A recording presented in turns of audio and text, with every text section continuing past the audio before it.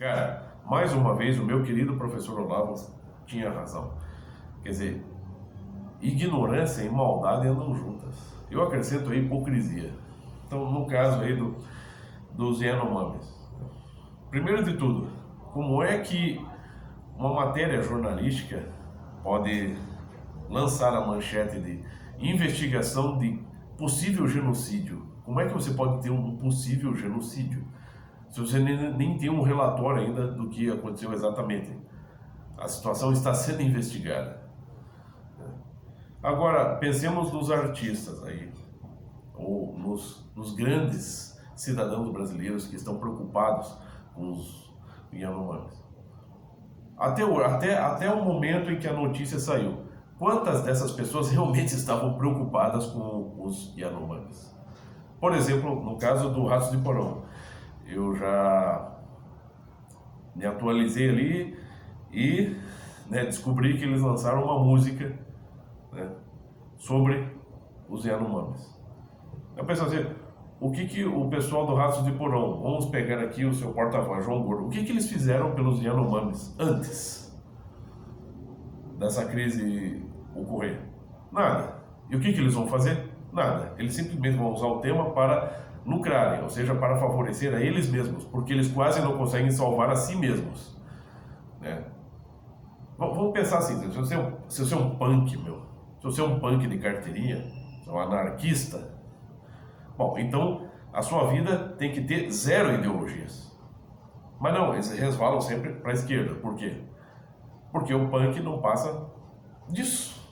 Apenas um office boy, um bucha de canhão para qualquer movimento revolucionário de esquerda.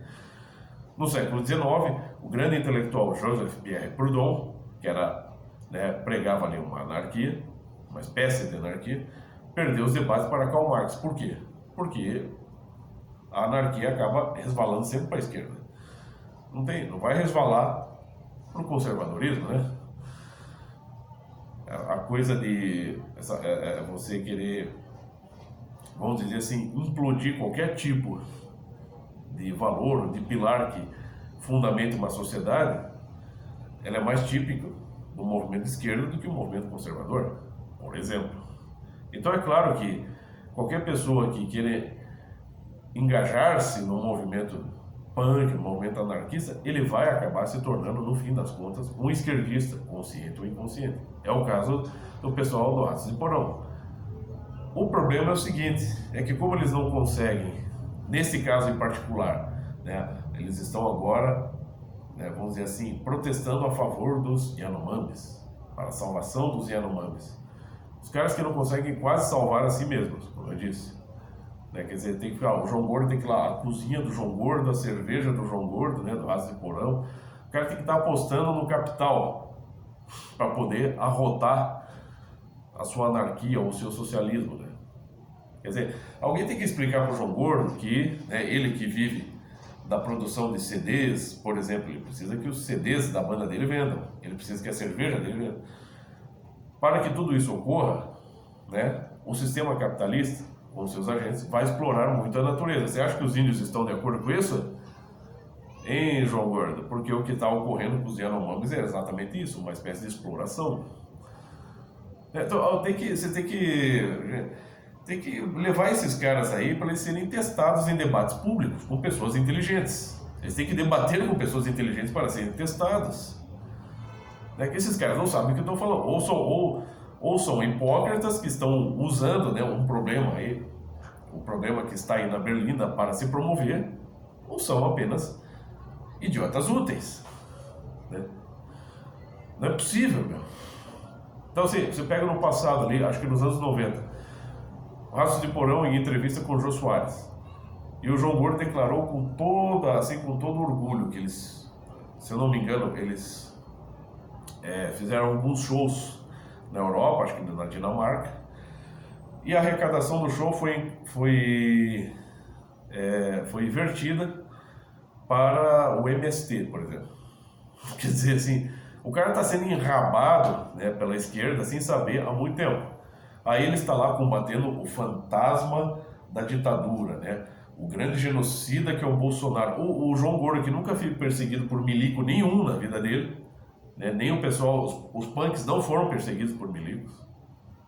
O punk surgiu aqui no Brasil no final dos anos 70, a ditadura já estava assim, basicamente, né, abrindo mão do poder para, né, a democracia, entre aspas, voltar para o Brasil, né? Então eles pegaram um período até de decadência do sistema ali, do governo militar, né?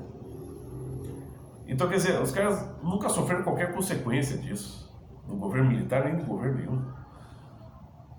Então estão ali combatendo aquelas entidades que eles criaram na cabecinha deles, porque eles entraram, se engajaram no movimento punk internacional, e você precisa criar mitos, precisa criar, sei lá, como é que é né, um espantalho, um monstro para você combater.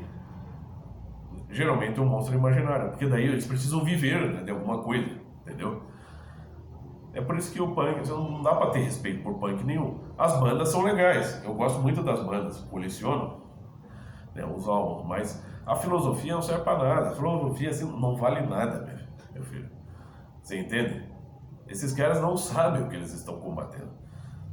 É simplesmente isso. Ou se sabem, estão sendo hipócritas, porque não são quase não são capazes de salvar-se a si mesmos. Você entende isso? Entende como o troço é feio aqui no Brasil? Claro, nos outros países também, mas aqui, falando especificamente aqui, a classe artística, entre aspas, está lá. Inclusive vivendo em Lei Rouanet, a maioria, né? Pessoas que já têm uma carreira consolidada, já estão com o rabo cheio de dinheiro, mas ainda querem mais dinheiro porque não estão satisfeitos. E o artista, um menor, o quase ali anônimo, não tem chance. Ou estão tirando dinheiro dos pobres coitados, do senhorzinho que paga imposto porque está batendo uma caixa de concreto aí, numa laje, e tá pouco cagando pro musical de Cláudia Raia. Ele tem as contas dele para pagar, tem os filhos para educar.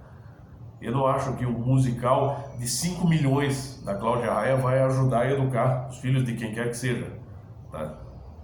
Essa é a classe artística, infelizmente, sejam anarquistas, entre aspas, sejam elitistas, todos eles são um bando de hipócritas, tá?